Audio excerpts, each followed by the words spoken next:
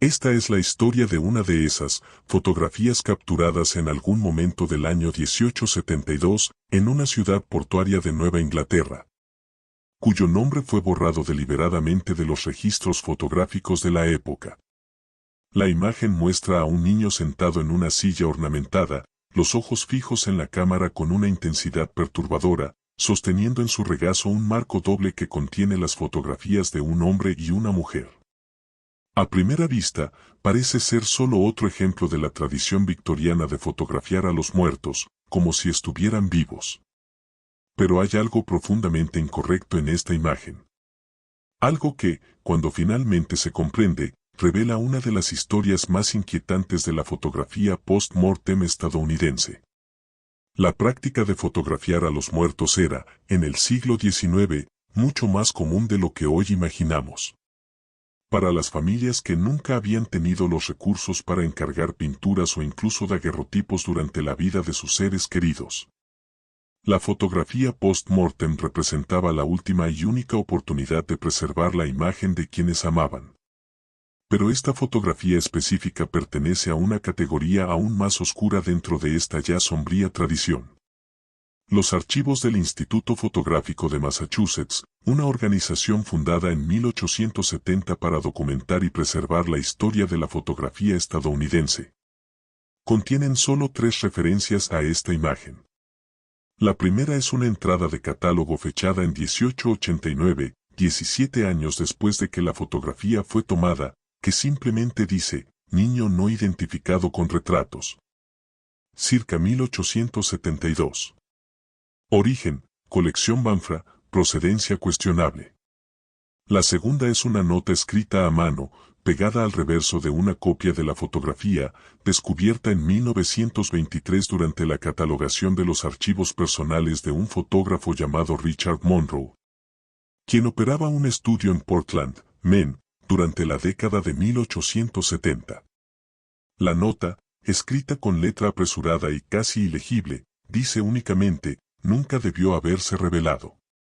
Dios me perdone por lo que ayudé a hacer. La tercera referencia es la más inquietante, un recorte de periódico de 1872 del New Haven Register, que describe la desaparición inexplicada de un niño de 6 años llamado Oscar Hargrave, hijo de inmigrantes ingleses que se habían establecido en la región costera de Connecticut solo 2 años antes. Para comprender verdaderamente lo que representa esta fotografía, primero debemos entender el contexto social y psicológico de la América posterior a la Guerra Civil. La década de 1870 fue un periodo de profunda transformación y de trauma colectivo. La guerra había dejado cicatrices no solo físicas, sino también psicológicas en toda una generación. Las familias habían sido destrozadas. Comunidades enteras, diezmadas. La tasa de mortalidad infantil, ya aterradoramente alta antes de la guerra, aumentó aún más, debido a las epidemias de cólera y fiebre tifoidea que arrasaron las ciudades portuarias del noreste. Era común que las familias perdieran 2, 3, a veces 4 hijos antes de que alguno llegara a la adultez. Este contexto de pérdida constante creó una cultura de duelo que impregnó todos los aspectos de la vida victoriana estadounidense. La gente vestía de negro durante años.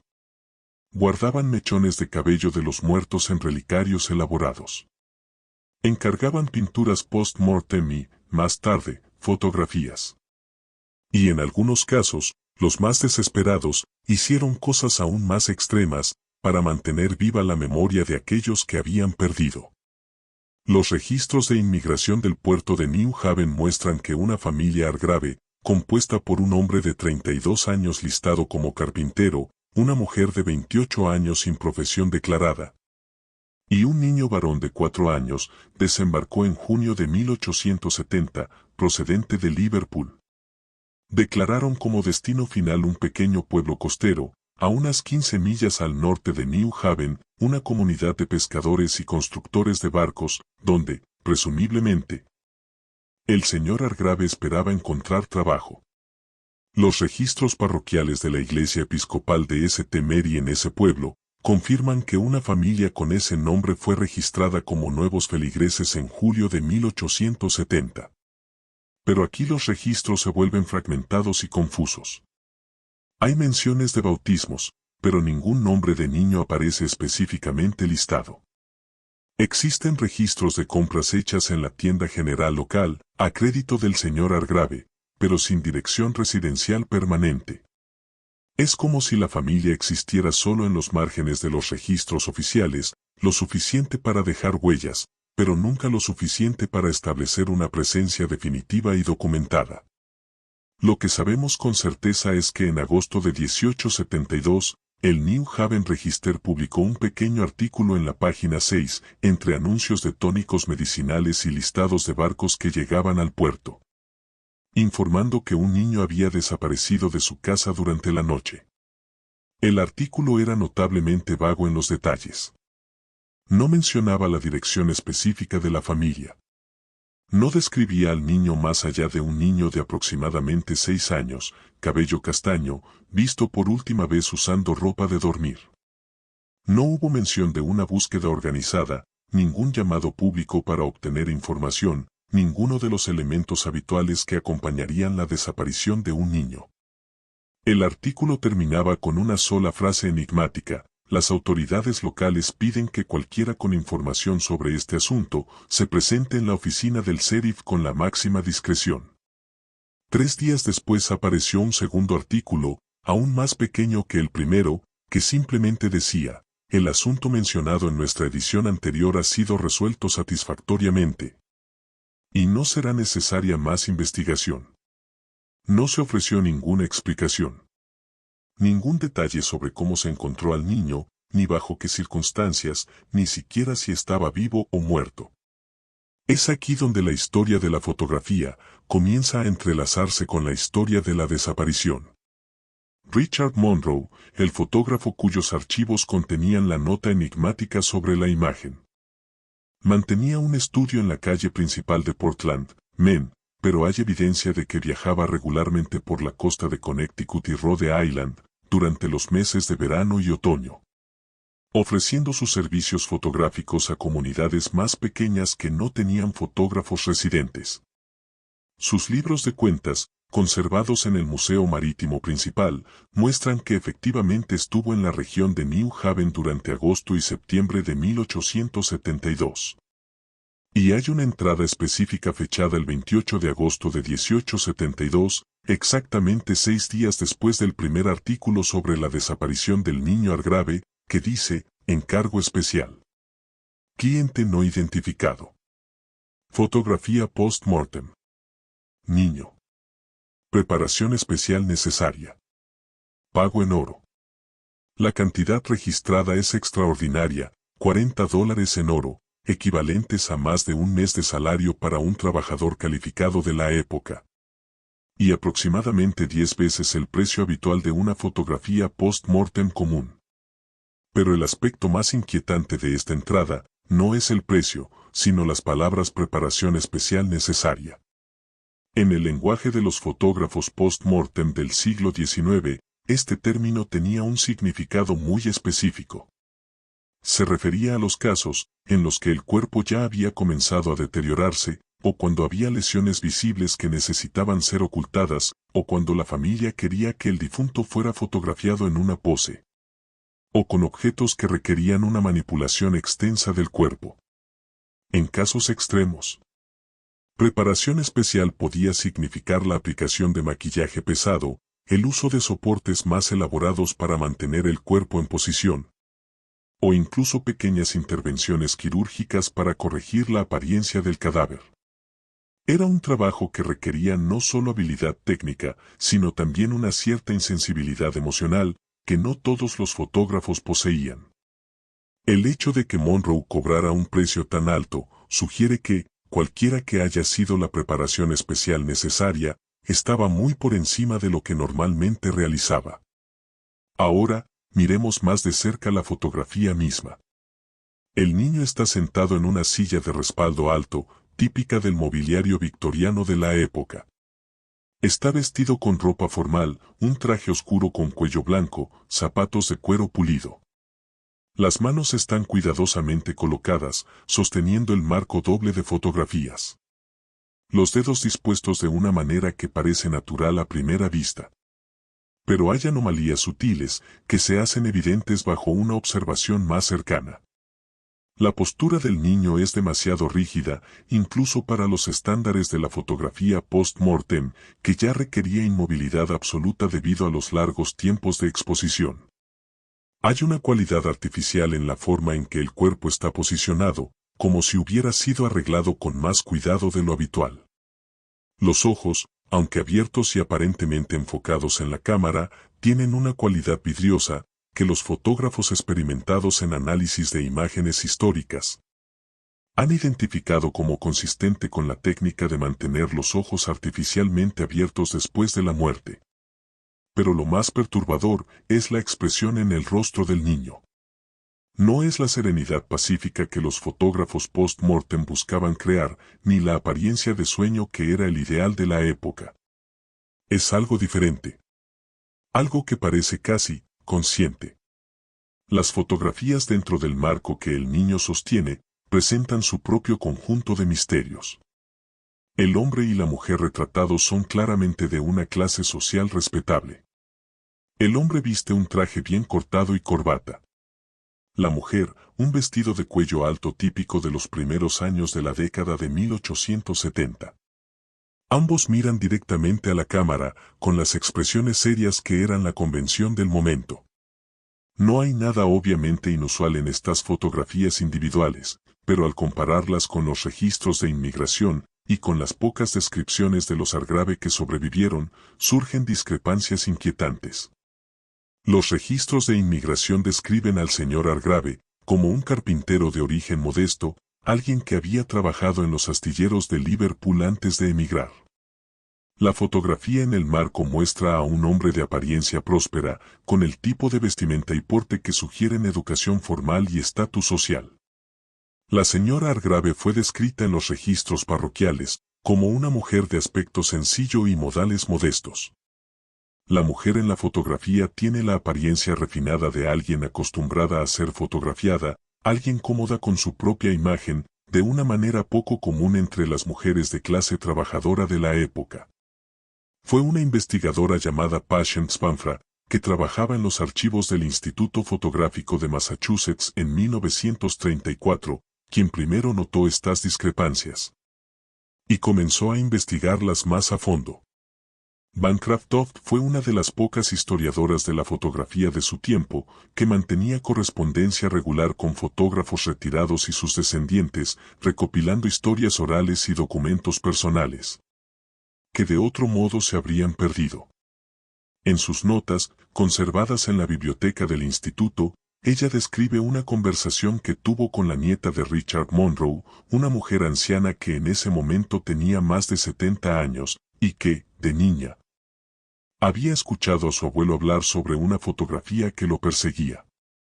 La nieta recordaba que Monroe, en los últimos años de su vida, cuando su mente comenzaba a fallar y confundía el pasado con el presente, a veces hablaba del niño que no debía haber sido fotografiado. Y de los padres que no eran sus padres. Cuando se le presionaba por detalles, se alteraba y se negaba a hablar más. Pero una vez, en un momento de angustia particular, dijo algo que su nieta nunca olvidó. Me pagaron para hacer que él sostuviera esas fotografías. Dijeron que era importante que el mundo creyera que esos eran sus padres. Pero yo lo sabía. Dios me perdone, yo lo sabía, y aún así tomé la fotografía. La implicación de estas palabras, si son verdaderas, es profundamente perturbadora.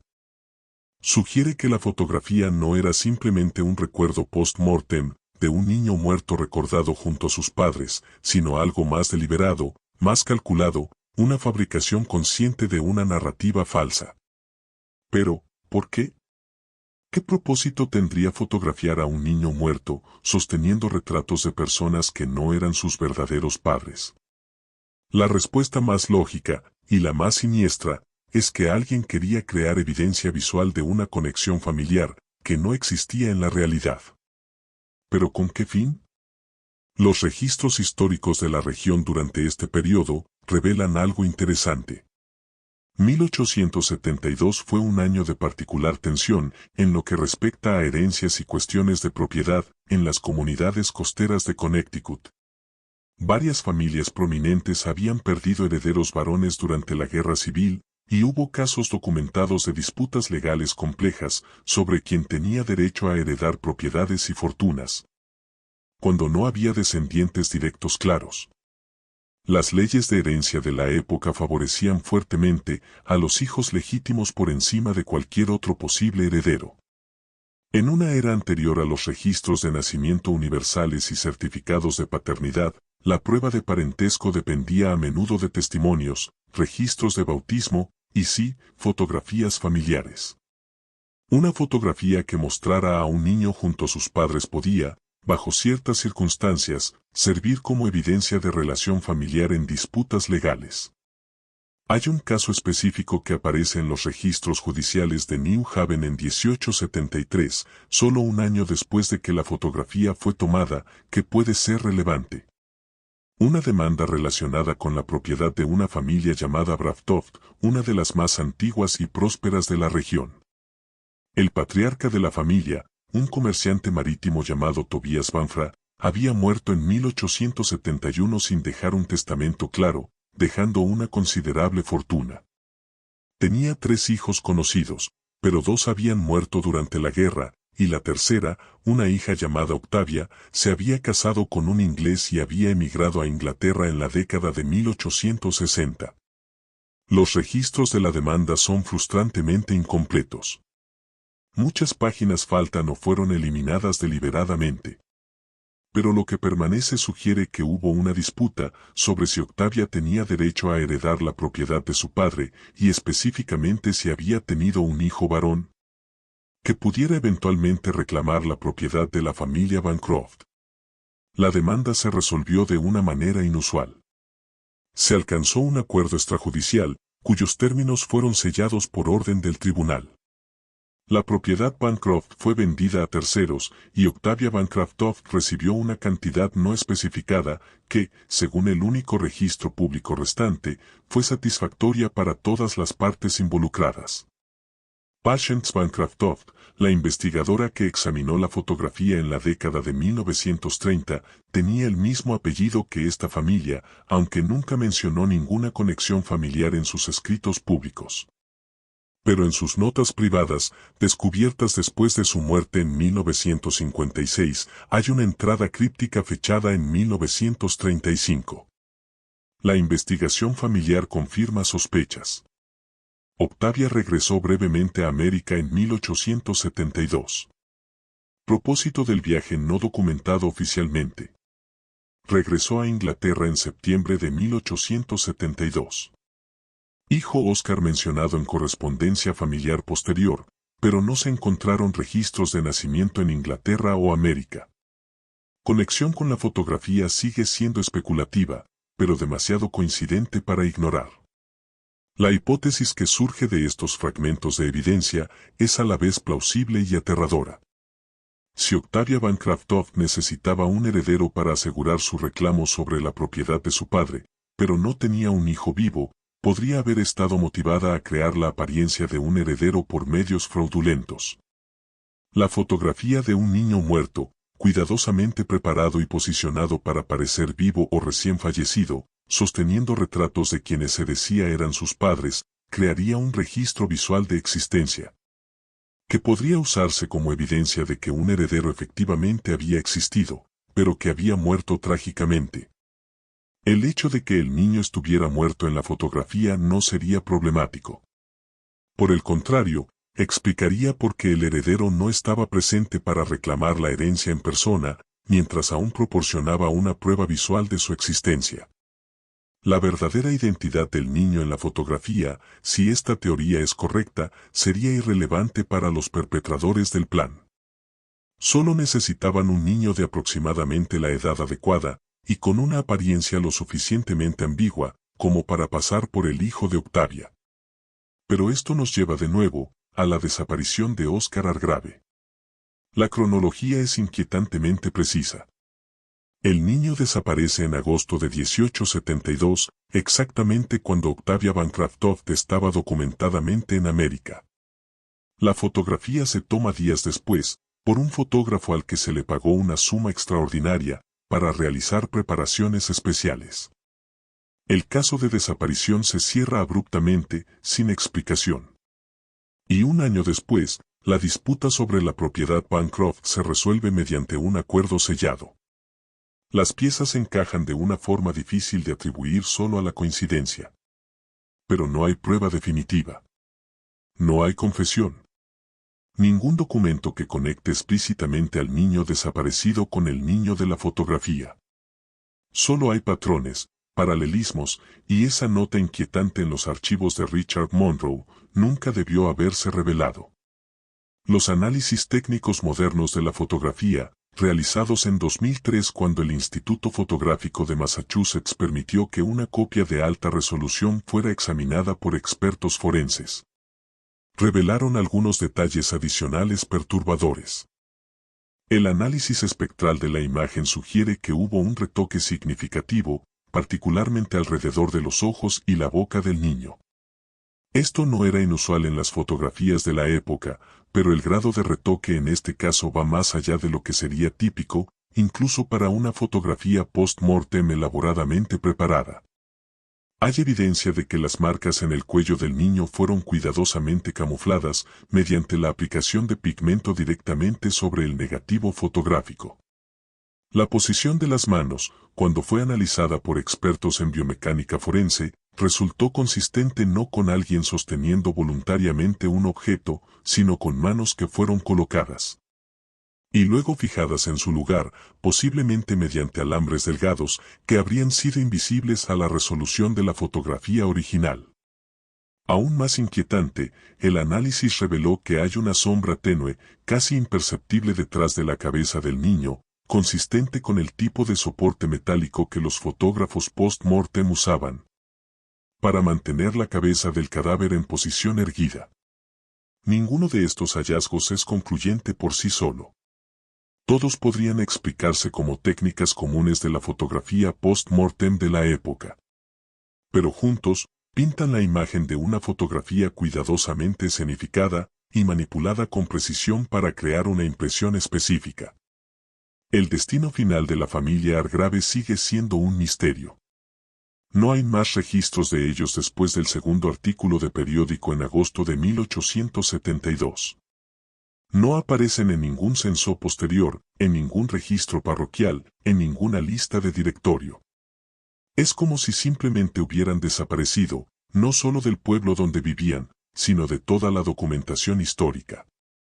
Esto, por sí mismo, no es completamente inusual. Las familias en la América del siglo XIX solían mudarse sin dejar rastros, especialmente las familias inmigrantes que podían haber regresado a Europa o se habían movido hacia el oeste. Pero la totalidad de su desaparición, precisamente en el momento de todos estos otros eventos misteriosos, añade otra capa de inquietud a la historia. Octavia Bancroft regresó a Inglaterra en el otoño de 1872 y vivió allí hasta su muerte en 1889. Los registros familiares mencionan a un hijo llamado Oscar, pero de una manera curiosamente vaga e inconsistente. Algunas cartas se refieren a él en tiempo presente, como si estuviera vivo y simplemente ausente. Otras lo mencionan en pasado, como si hubiera muerto joven. No hay registro de defunción. Ninguna lápida. Ningún obituario. Existe solo en esas referencias escasas y contradictorias un fantasma en los registros familiares, así como el niño de la fotografía es un fantasma de la historia fotográfica. Richard Monroe continuó trabajando como fotógrafo hasta su muerte en 1901. Sus archivos muestran una carrera larga y aparentemente respetable, fotografiando bodas, familias y ocasionalmente a los muertos. Pero aquella nota inquietante permaneció entre sus papeles personales, descubierta solo décadas después de su muerte. Un testimonio de algo que sintió la necesidad de dejar registrado, pero que nunca reveló públicamente. ¿Qué peso debió haber sido cargar con ese conocimiento? Saber que había participado en algo profundamente incorrecto, pero ser incapaz o no querer hablar de ello.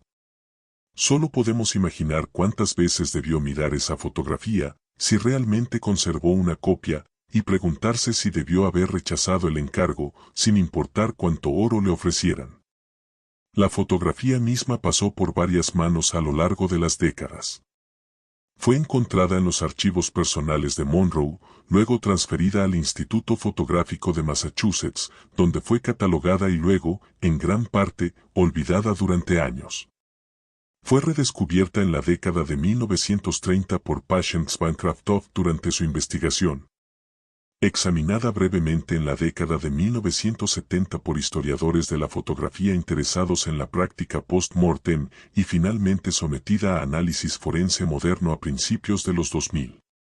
Cada generación de investigadores que la examinó se sintió intrigada por las mismas preguntas. ¿Quién era este niño? ¿Por qué sostiene esas fotografías específicas? ¿Y por qué toda la historia alrededor de esta imagen es tan fragmentada y llena de vacíos convenientes? Hay quienes argumentan que estamos leyendo demasiado en la fotografía, que vemos patrones y conspiraciones donde solo existe la tragedia común de un niño muerto y el dolor mal documentado de una familia olvidada. Señalan, con razón, que muchos registros históricos de ese periodo están incompletos, que las desapariciones de niños eran trágicamente comunes, que las disputas de propiedad y las fotografías post-mortem elaboradas eran características normales de la vida victoriana. La convergencia temporal de todos estos elementos podría ser, insisten algunos, simplemente una desafortunada coincidencia. Pero hay algo en esta fotografía que resiste tales explicaciones racionalizadoras. Tal vez sea la expresión en el rostro del niño, esa cualidad inquietante que parece, al mismo tiempo, presente y ausente. Tal vez sean esos espacios vacíos en los registros históricos, esas ausencias convenientes de documentación, precisamente en los puntos donde podría establecerse la verdad. O tal vez sea simplemente el peso acumulado de todas estas pequeñas anomalías y coincidencias sospechosas que individualmente pueden explicarse, pero que juntas forman un patrón difícil de ignorar. La verdad, sea cual sea, permanece enterrada bajo más de 1,5 siglos de silencio. El niño de la fotografía nunca será identificado de manera definitiva. Los verdaderos padres de las fotografías dentro del marco, si en realidad no eran quienes decían ser, nunca serán confirmados. La naturaleza exacta del acuerdo que resolvió la disputa por la propiedad Bancroft permanece sellada. Y Richard Monroe llevó su conocimiento completo de los hechos a la tumba, dejando solo esa nota inquietante como testimonio de su culpa y su arrepentimiento. Lo que nos queda es la fotografía misma, esa imagen singular y perturbadora de un niño muerto, que quizá fue utilizado como pieza en un fraude de herencia, o que quizá sea simplemente lo que parece. Un inusual recuerdo post-mortem de un niño perdido. La observamos a través del abismo de más de 1 siglo, tratando de leer significado en los ojos vidriosos de ese niño, tratando de comprender la historia que esta imagen intenta contar, o quizá, intenta ocultar. Al final, nos quedamos con preguntas, no con respuestas. Con patrones sugerentes, no con pruebas definitivas. Con una historia que resulta tanto fascinante como frustrante en su incompletitud. Pero tal vez sea apropiado que sea así. Tal vez algunos misterios no están destinados a resolverse por completo, sino a recordarnos que el pasado, por más que intentemos documentarlo y preservarlo, siempre guardará sus secretos. Y tal vez, solo tal vez, algunos de esos secretos sea mejor dejarlos sin perturbar. Si has llegado hasta aquí, si has pasado estos minutos conmigo explorando los rincones sombríos de la historia fotográfica victoriana, entonces entiendes por qué este tipo de investigación es importante. No porque ofrezca respuestas cómodas, sino porque nos mantiene haciendo preguntas. Porque nos niega el consuelo de la certeza y nos obliga a enfrentar la ambigüedad y el misterio que existen en el corazón de la experiencia humana. Si esto resuena contigo, si quieres seguir explorando estas historias olvidadas y estas imágenes inquietantes que desafían explicaciones simples, considera suscribirte a este canal. Hay más fotografías como esta esperando ser examinadas. Más historias enterradas en archivos polvorientos, esperando ser contadas. Y quizás, juntos, podamos arrojar un poco de luz sobre estos rincones olvidados de la historia, aunque esa luz solo revele aún más sombras. Gracias por mirar y hasta la próxima investigación.